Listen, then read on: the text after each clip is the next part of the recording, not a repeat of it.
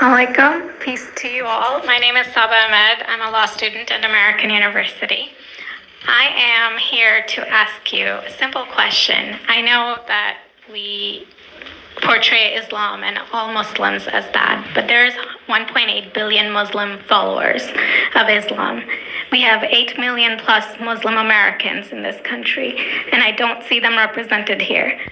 But my question is, how can we fight an ideological war with weapons?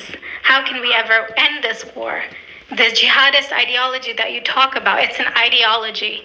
How can you ever win this thing if you don't address it ideologically? I am so glad you're here, and I am so glad you brought that up because it gives us an opportunity to answer. What I find so amazing is since the beginning of this panel, which we are here about Benghazi attack against our people, not one person mentioned Muslims. We are here against Islam, or we're launching war against Muslims. We are here to discuss how 4 Americans died and what our government is doing. We were not here to bash Muslims. You were the one who brought up the issue about most Muslims, not us. And since you brought it up, allow me to elaborate with my answer. There are 1.2 billion Muslims in the world today. Of course, not all of them are radicals. The majority of them are peaceful people. The radicals are estimated to be between 15 to 25%, according to all intelligence services around the world. That leaves 75% of them peaceful people.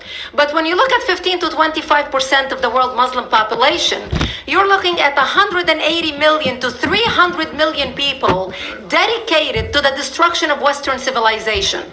That is as big of the United States. So why should we worry about the radicals, 15 to 25%?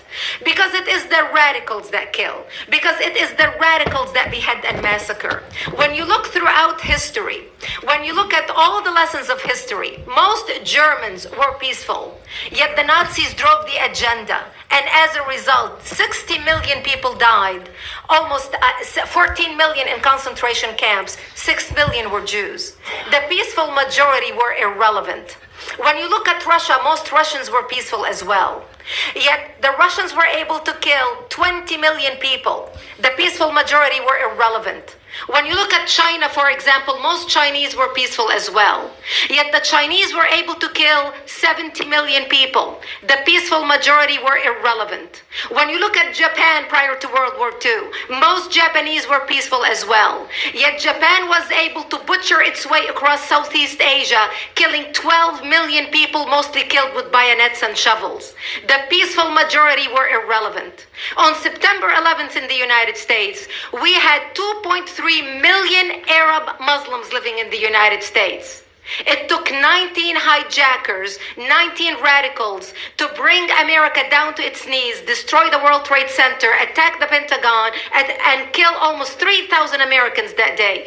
The peaceful majority were irrelevant. So for all our powers of reasons and us talking about moderate and peaceful Muslims, I'm glad you're here. But where are the others speaking out? And since you are the only Muslim representative,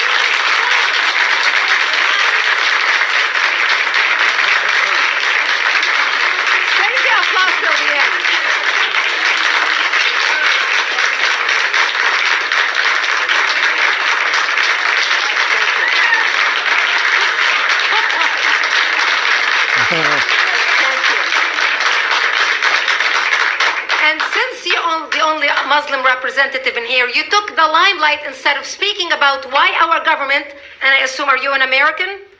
You're an American citizen. So as an American citizen, you sat in this room, and instead of standing up and saying a question or asking something about our 4 Americans that died and what our government is doing to correct the problem, you stood there to make a point about peaceful, moderate Muslims. I wish you brought 10 with you to question about how we can hold our government responsible.